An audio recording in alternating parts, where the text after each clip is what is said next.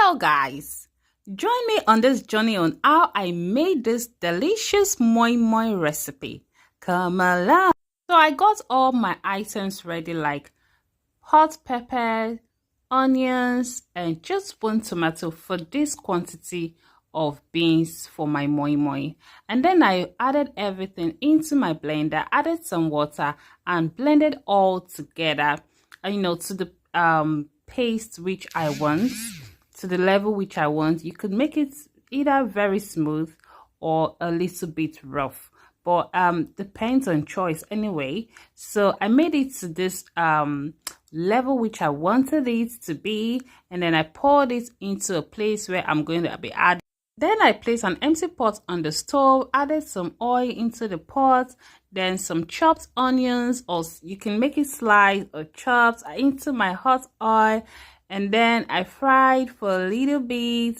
Then after frying for a little bit, I brought in this oil which I added into my red oil, and then allowed it to just come together. I actually used sunflower oil for this recipe. You can use vegetable oil if you want, whichever oil you have available. And then after they all mixed together, I added it into my moi moi paste, and then I stirred together. At this point, it was one job to really do the stirring very well. Like, I stirred it, ensuring everything comes well together, aligns well together.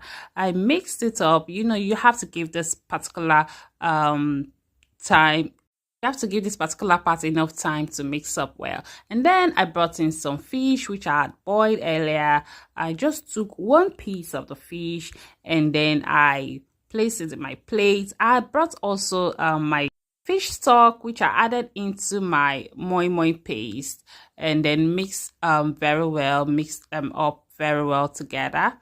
Then I added the remaining parts of my fish stock, which had some onion crumbs and fish crumbs inside, and then mixed all together, ensuring they all align together, know themselves really well.